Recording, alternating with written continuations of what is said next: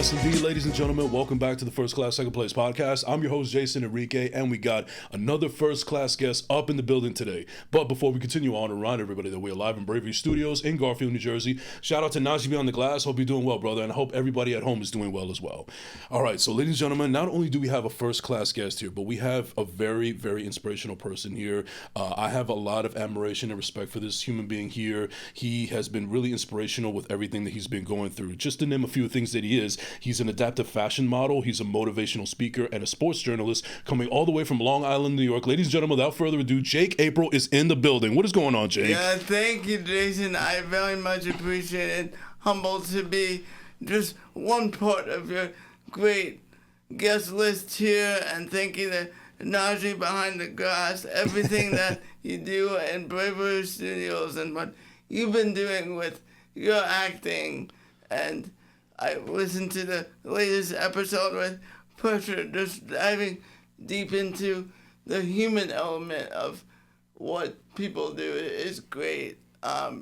Getting underneath the star and just knowing them as a human, it's great work that you do, and glad to be proud to be a part of it, and glad to consider you a friend of mine. Absolutely. Thank you so much, Jake. You know, a lot of people say that they give me a lot of praise for the intros that I do on the show, but I think that this is the first time that a guest has actually gave me an intro that is very awe-inspiring and very nice and sweet. So I want to thank you for that really quick. Yeah. So I want to give the audience a little bit of backstory about how we met. Yep. So for people that don't know, I come from Hawthorne, New Jersey, in Passaic County, and every single year, a fellow gentleman that we mutually know by the name of Don LaGreca, who you guys know from 880 ESPN Radio, excuse me, and every summer at Waggaral Park, they have a softball game in memory of a gentleman by the name of Will Sasso, who unfortunately is no longer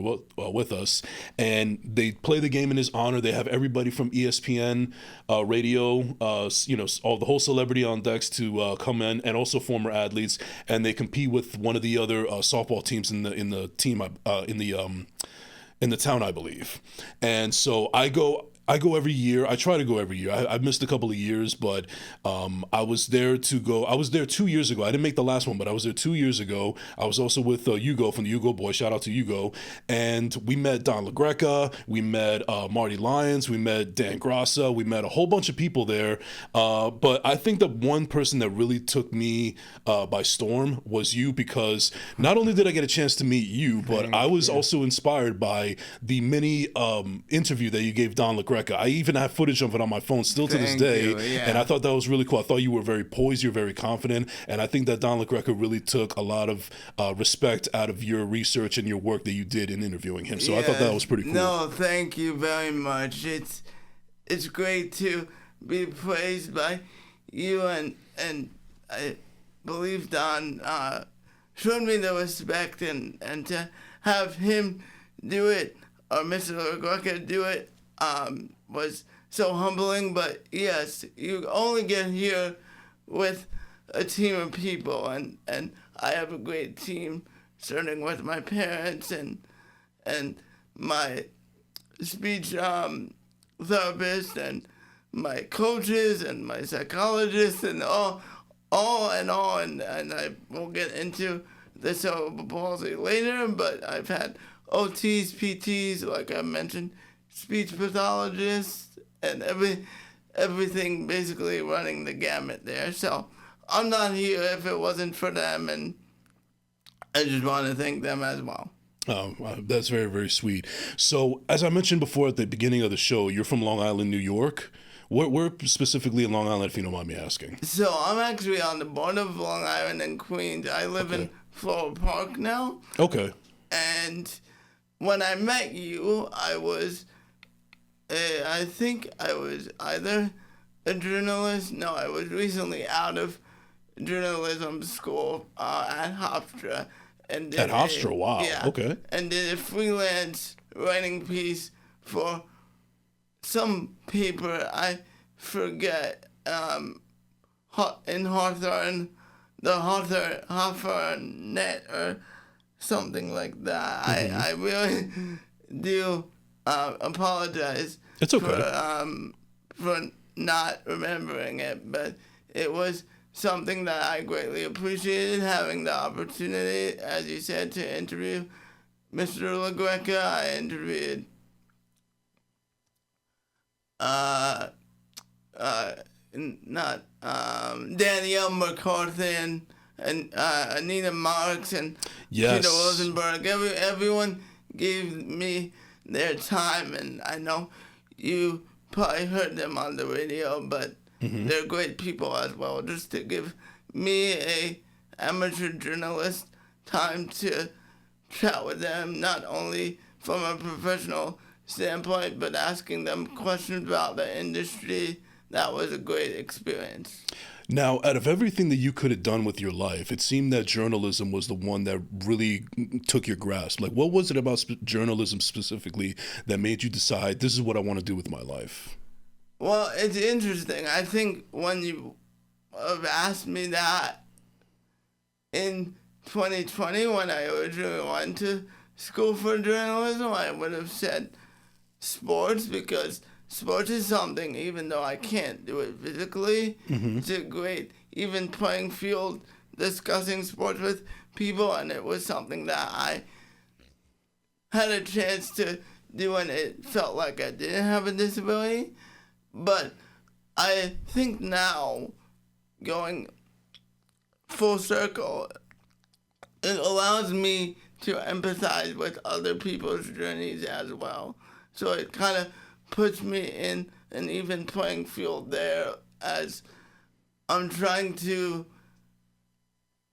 help people recognize that even though I may be physically disabled, my story is not unique to anyone else's. So it's just how I go about things. So I like to integrate myself as much as possible in the mainstream realm of things, to let people know that even though you have a disability, you could still do things and have success with your endeavors.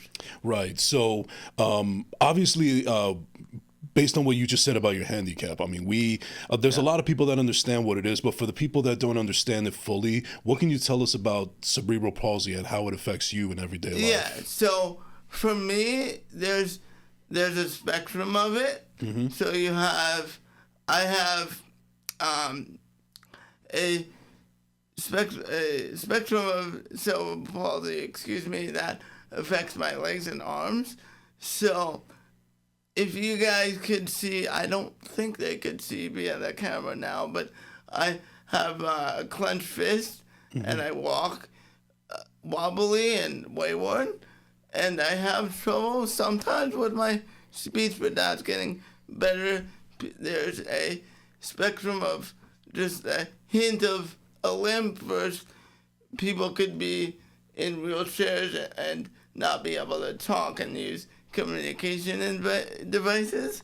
So all things considered, I'm very lucky, and I just see this as the challenge in life that I was given to learn from, and to be able to show other people how to go about it in a respectful way. Yeah. Now, obviously, we live in a time now where it's very much progressive, and people are more understanding, and they're really trying to get out there for causes and be there for people that are, and we live in a much more empathetic society than we did back then. But if you don't mind me asking, how old are you? I'm 29. You're young. You're super young. Oh my God. Yeah, I just turned 39, so I feel like I could be your older brother in a way. Yeah. So you're 29 years old. So Happy that's birthday, still. by the way. Oh, thank you, brother. Thank you. Yeah. So that around the time, that's when I would say that when you were born and when you were growing up as a child, maybe it necessarily wasn't the best environment, so to speak, for somebody of your caliber. What, like, to anybody out there that may not be aware, were there any real trials and tribulations that you had to go through in order to get past the vitriol that may have came your way, and how did you get out of it? Yeah, I appreciate the question. What I I'm 29 now, and it shouldn't be like embarrassing to say or anything like that. But because of my physical disability and the help that I graciously got from my parents, I really didn't need to be independent.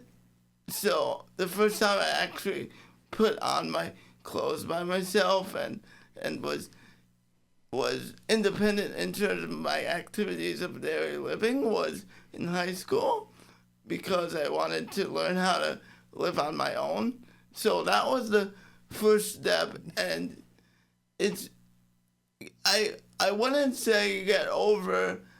There's still comments and stuff that people say that I'm perturbed by, but what you learn is that that's them, and that's their personality, and hopefully you're able to take that and say, that's them. I'm not doing anything wrong, and is it worth my energy and time to make sure they understand me if I'm only going to see them for a brief moment?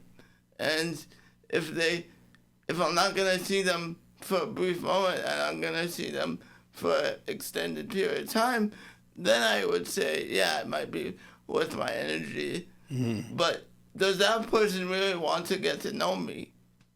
Because if the person doesn't really want to get to know me, then it's not worth my energy anyway. Mm-hmm. So it's just about measuring what is needed at the moment, mm-hmm. and seeing how much energy is needed and whether you want to devote it at that time. I know you spoke about that with pressure and just the things that you do acting wise and podcast wise. You spoke about burnout, and for me, just knowing who's on my side and who's in my corner, and devoting that time to them to help them learn about me, for them to help me and for me to help them. I think in my 29 years, I'm just starting to realize that they're not only helping me, I'm also helping them in a way. So I think in society itself, we tend to think of that person helping us, and we don't give ourselves enough credit for what we bring to the table. I know that's a long-winded answer, but no, it was perfectly said. First of all, round of applause to you, my man. Thank you. I appreciate your bravery, and it's not ironic that here at Bravery Studios in Yeah, Garfield, New Jersey. Nice little plug for you guys, by the way. Yes, this new floor is great. Yeah. I love it. It's great to be here. I like the little chair on the music top there, and your quality here. We could see each other on the TV, and mm-hmm. it's just high quality. And thank you for having me once again. Absolutely. We got to bring out the best for the best, So I want to know a little bit more about being an adaptive fashion model. So this is the first time that I've heard the term, but I have an idea of what it could be, but maybe you could just elaborate a little bit more on adaptive fashion model. Yeah, so I mentioned before that I had trouble putting on my own clothing and stuff like that. So when I did have the opportunity to go to college and want to do that, there's different facets of fashion. There's I guess a community of fashion members that are disabled, mm-hmm. and adaptive fashion is using some alterations like magnets, like I have this on cool. my magnetic shirt, and I'm just modeled for places like that. Magna Ready, which is really cool. She unfortunately had her husband pass away from Parkinson's, but he was a football coach, and he had difficulty at the end of his life, or when he was still coaching a bit, because he was a football coach at North Carolina State University. I think that is where he coached. He had difficulty buttoning his shirt for games and stuff like that, and then he actually had Russell Wilson have to do it for him, or he volunteered to do it. So that's a pretty cool guy to have you button up your shirt. A Super Bowl winning quarterback. Yeah, a Super Bowl winning quarterback at that. Yeah. Now he's a Giant, so he has local ties, but still, it doesn't take away the dignity that you lose in not having the ability to do something like that. Mm-hmm. So she was so gracious with her time and energy, being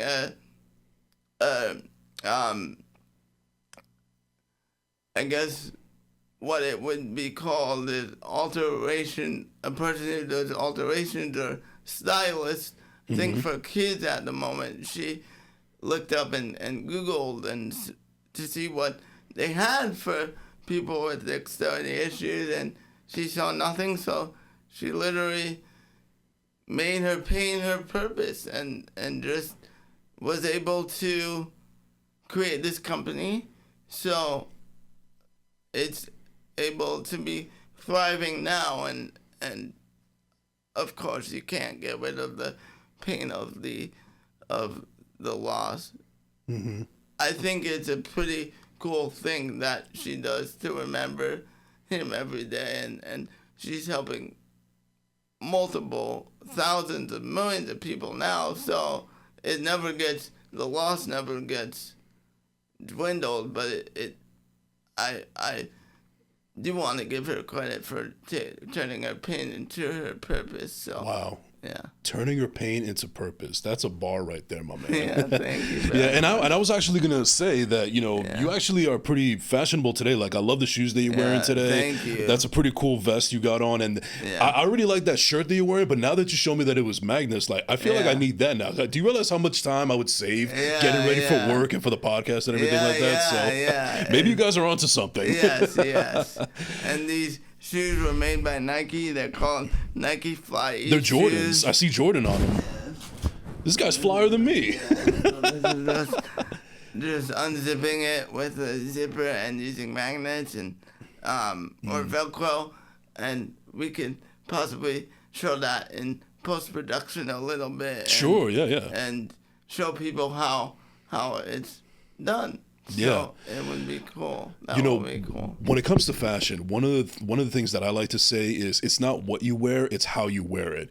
So I'm not wearing anything necessarily designer brand or anything like that, but I think I look pretty decent. I mean, you look great. I don't know exactly what you have on except for the shoes. They're obviously Jordan, Nikes, whatever. Yeah. But I just feel like if you just are able to pull off with how you wear something, you're always going to be fine. You don't always have to go for the big designer brands to impress people and so on and so forth. That's what it is all about anyways. I feel like people are just doing it to impress, or maybe who knows, maybe they do like the style, but I'm just always gonna fall to the quote, it's not what you wear, it's how you wear it. Yeah, and I like your hair. I'm jealous of that, and I like the eyeglasses too.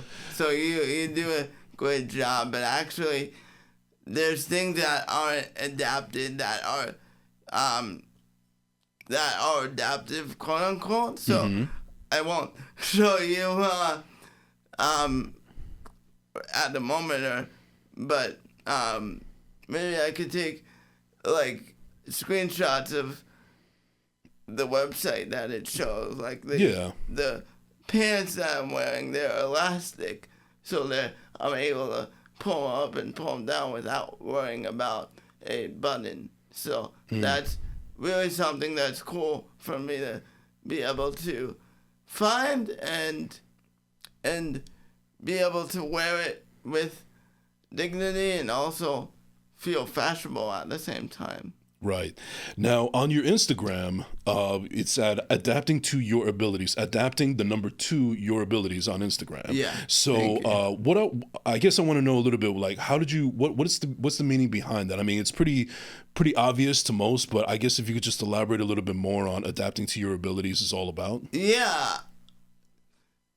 Everyone has abilities that they they have, and we as a society unfortunately tend to focus on people's quote unquote disabilities.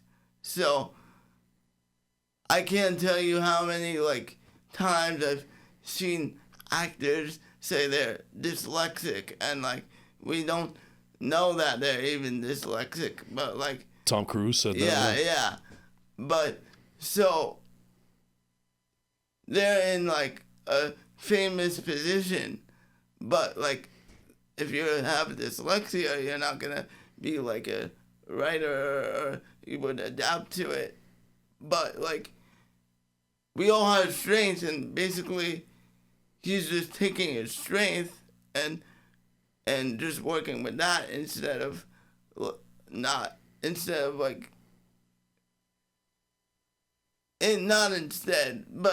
acknowledging his weakness and just going by his strength instead of his weakness, because that's all that matters in life is like, are you able to pay the bills, and are you able to love and be a good person? It doesn't matter how you do it as long as it's ethical.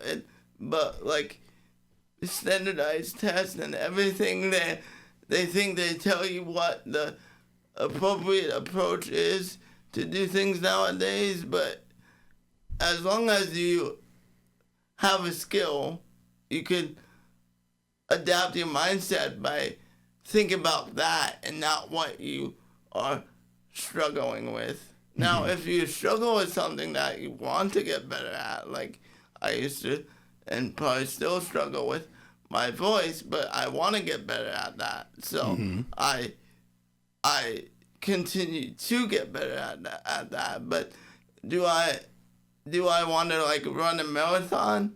I used to, just to prove people wrong, but I've come to the conclusion, hey, I'm just doing that out of spite, and I want to be able to focus my energy on something that I really am passionate and have a purpose for. So that's the answer to that. So Yeah. adapting to your abilities is really looking at what your ability is and taking that and running with it, instead of looking at what your disability is or inability is and trying to conquer that when you really don't want to conquer it. And how long have you been doing adapting to your abilities?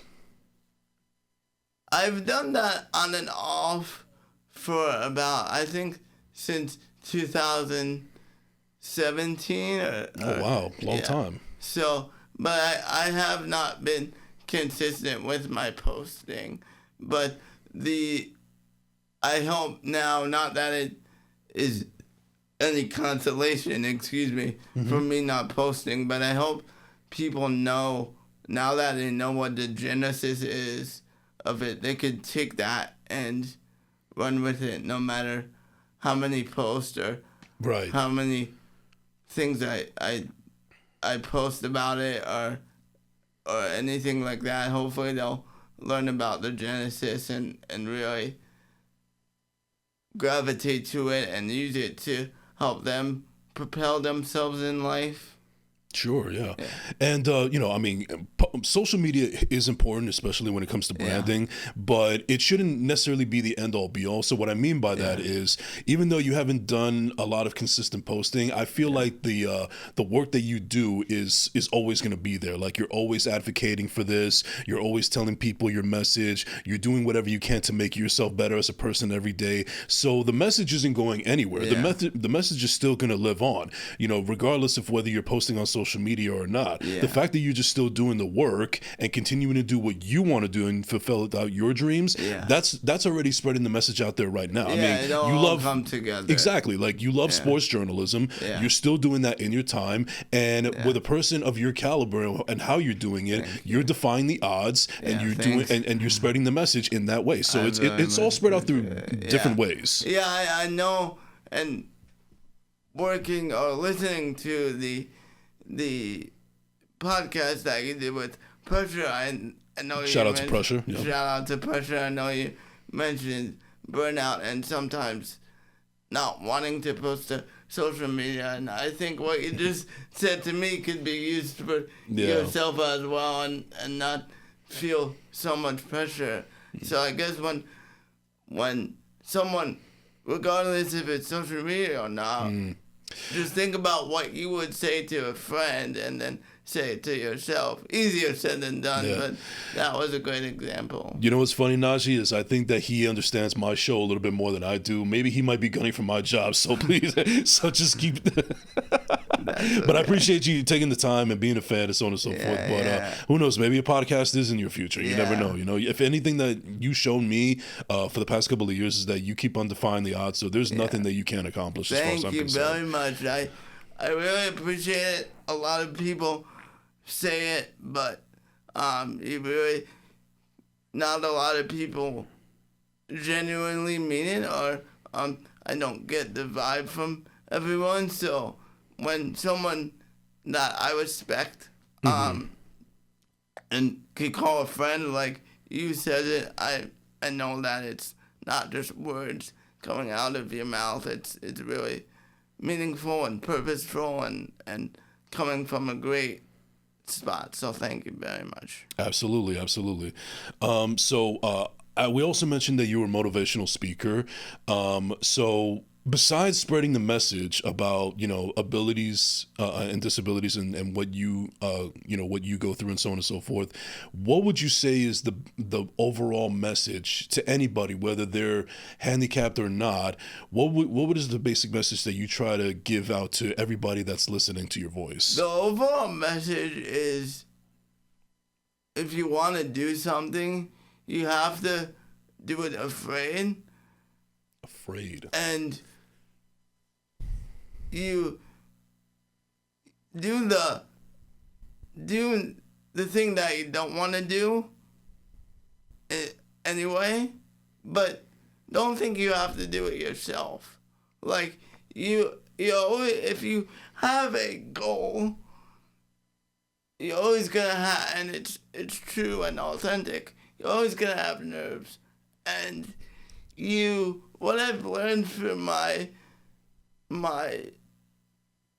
years and years of therapy that I've gone to is you're never gonna get rid of the nerve unless you do it.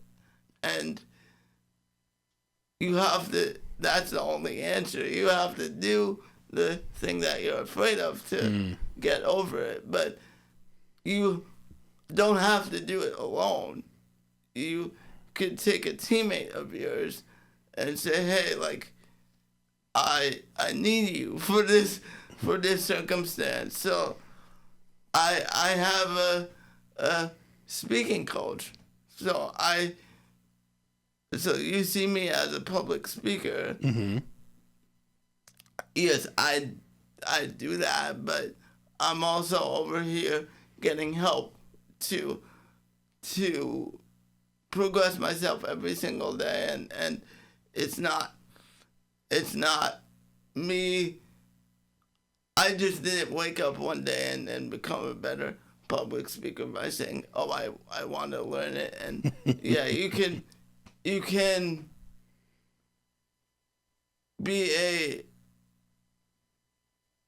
like glued to a computer and learn it on YouTube, but most of your experts have experts. So that's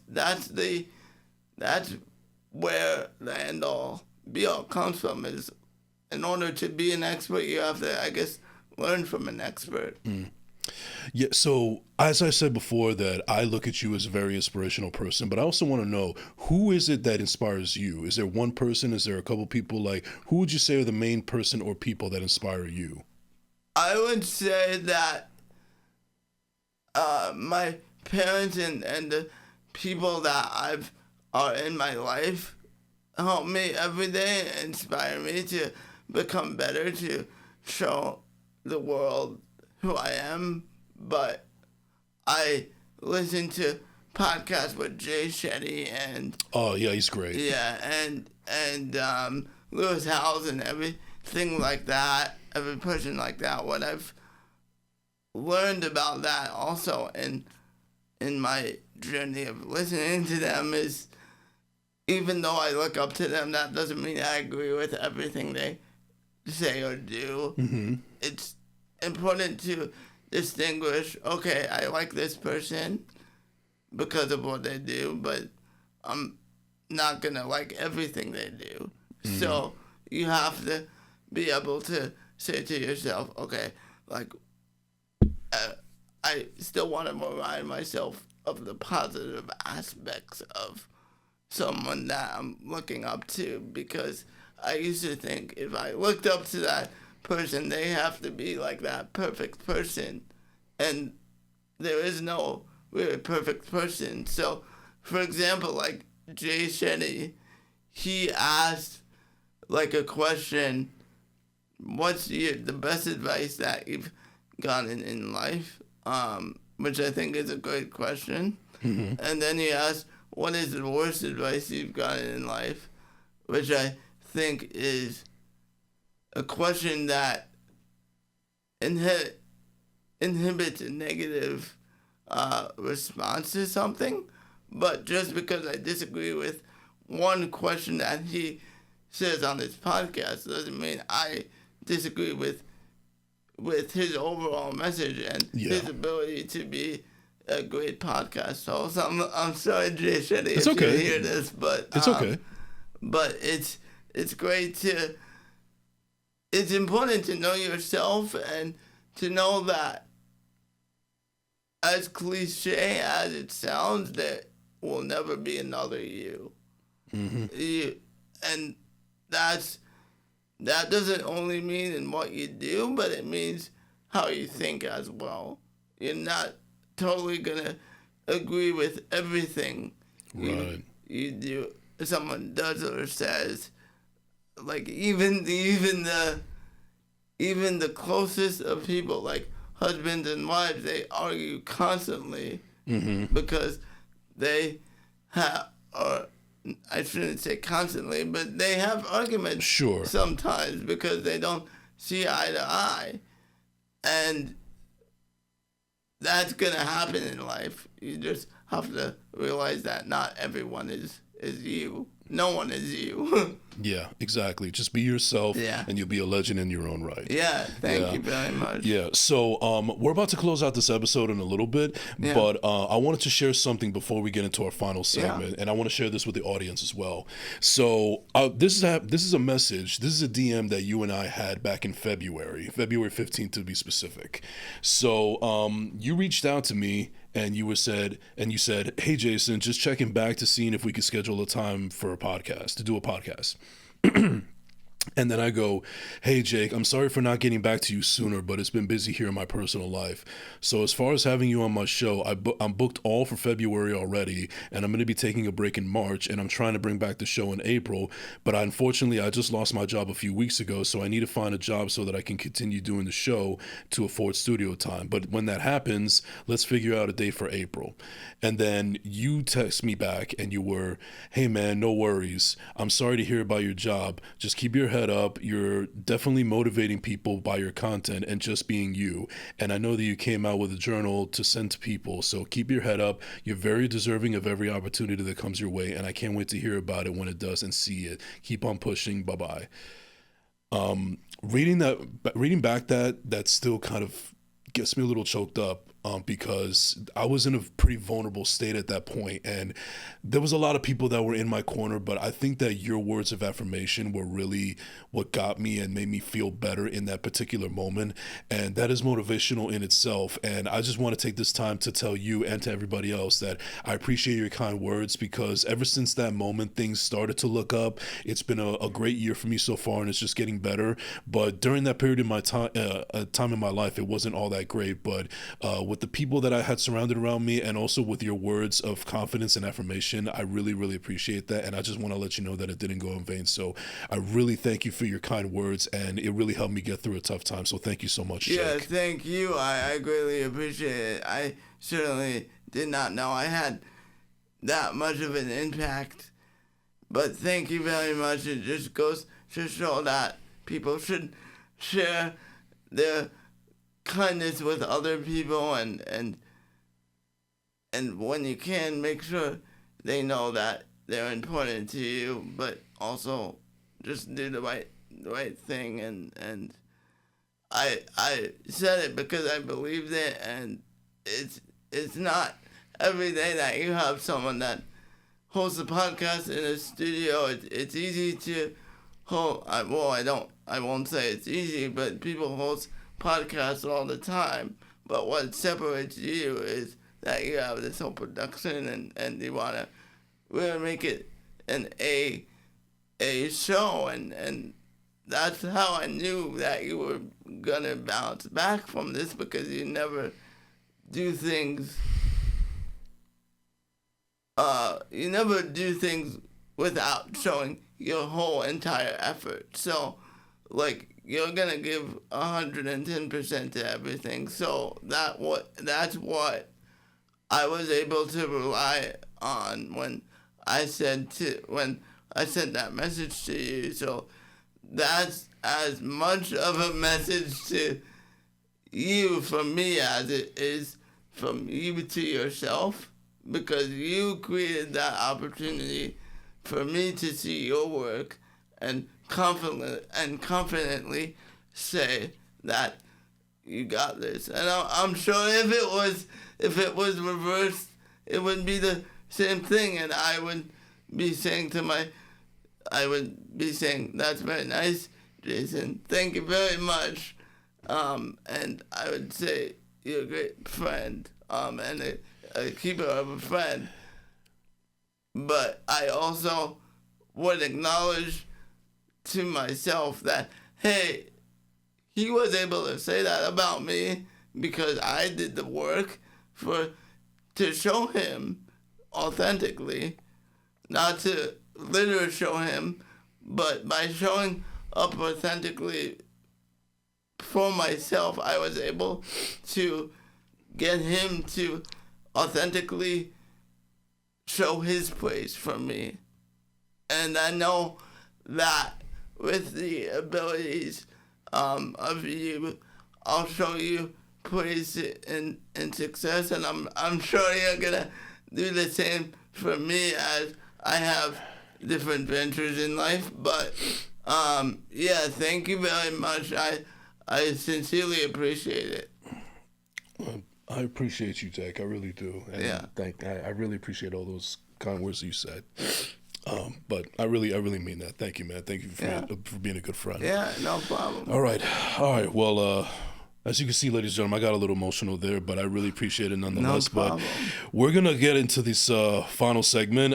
This is now time for everybody's favorite segment, and you've been a fan of the show now, so I know that you know what's coming up. So, ladies and gentlemen, now it is time for this or that. If you've never seen the show before, what happens is I will ask my guest here multiple choice questions. There's no right or wrong answer. It's just what you like best, and it's just to have fun with it, and so people can get an opportunity to know a little bit more about you. So, are you ready? Very cool. I'm excited. Let's jump in. All right. Are you ready, Najee? All right. He's ready. Ladies and gentlemen, here we go for this or that. You, Mr. Jake April. Playlist or podcast? I would say podcast. Okay. Slides or Crocs? I would say Crocs. Okay.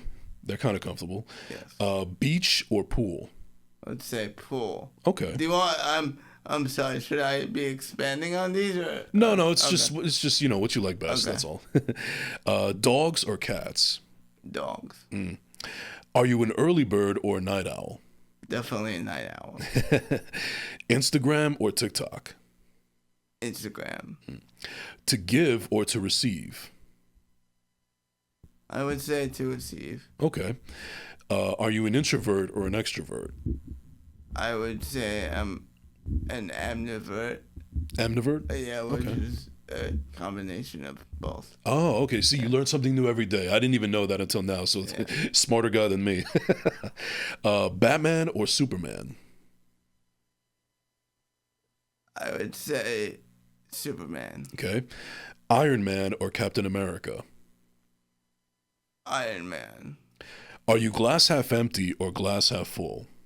Glass half full, but not as much as you would think I am. At least he's honest, ladies and gentlemen. Would you rather be embarrassed or be afraid?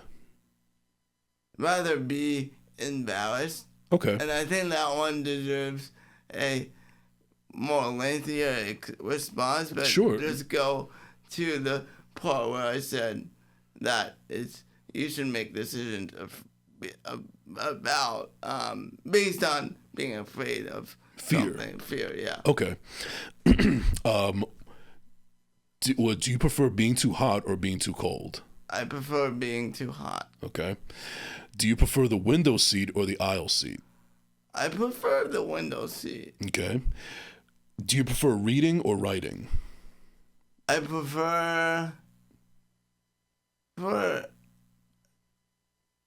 audiobooks to reading, Okay, all right. although I do write. Yeah, I was going to say you're a journalist, so you should like writing. Yeah.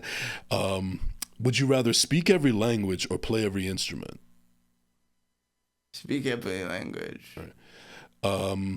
Drama or comedy? I like. Actually, it depends. I would say both. Okay. If that's Movie theater or streaming service? I would say streaming service. Football or baseball? It depends on the season. What do you think now? I think it would. I of course football. Actually, now you're gonna have me have a definite answer. Mm-hmm. I think football because of red zone and just that every moment could be a game-winning play with red zone, and it's just baseball. There's like an outcome after 9 innings, and yes, everything's something new can happen all the time, but it's just the pace of football is better to me. Okay. Basketball or hockey? Excuse me. This one, I'm gonna go hockey. Okay. Yeah. All right. Do you prefer ice water or room temperature? I hate to say it, I don't drink much water, but I would prefer room temperature. Okay. And then finally, teamwork or solo project? Teamwork. Teamwork makes the dream work. Ladies and gentlemen, that is going to do it for this or that. That is going to do it for this episode of First Class, Second Place. Thank you to my great guest, Jake April, for coming through here. Brother, this was such a pleasure having you here. I'm finally glad that we were able to do this. It was a long time coming, but I think it was worth it. Is there anybody you want to give a shout out to really quick? It was totally worth it. Shout out to you and Nudge Behind the Glass for having me. And yeah, shout out to, speaking of teamwork, everyone has a team, so shout out to all my team members, my parents, the people that work with me, and shout out to Jason and shout out to ourselves as human beings for authentically showing up as who we are supposed to show up as. So shout out to us as the final words I would say today, and I apologize for my lack of eye contact because I didn't know. It's okay. Where to No, look, we're talking here. But yeah, thank you, Jason, and very much appreciate just getting to be a part of this great production here at Burberry Studios. And as you mentioned before, there's new floors here, so I'm glad I was able to reap the benefits of that. And just, if you can, Jason's a great interviewer, and he really takes his time to research the questions and your life in general. So nothing but positive things to say about this podcast, and humbled and honored to be a part of it. And I'm sure if you want to, you will be able to get on the podcast and experience that humbleness and ownership that I'm getting today. Brother, believe me, the honor is all mine. Thank you so much. Ladies and gentlemen, so that is Jake April right there. You could follow him on Instagram at Adapting to Your Abilities. That is Adapting to the number 2 your abilities on social media. You could also Google him and you could find out all the other stuff that he's doing. He's an adaptive fashion model. He's a motivational speaker. He's a sport journalist all the way from Long Island. And I appreciate you taking the time all the way to come out here for my little podcast. So thank you so much, brother. We'll do this again another time. But I just want to say thank you so much. I really, really appreciate your time. And thank you so much again for your kind words. Thank you very much, Jason. I greatly appreciate it. And make life the best you can make it. Make life the best you can make it, people. Said from the man himself. And ladies and gentlemen, you can find me at I am Jason Enrique on all social media platforms. Don't forget to like, subscribe on YouTube at Jason Enrique. Thank you so much for tuning on this very special episode. We will see you next week. This has been the First Class Second Place podcast. We out.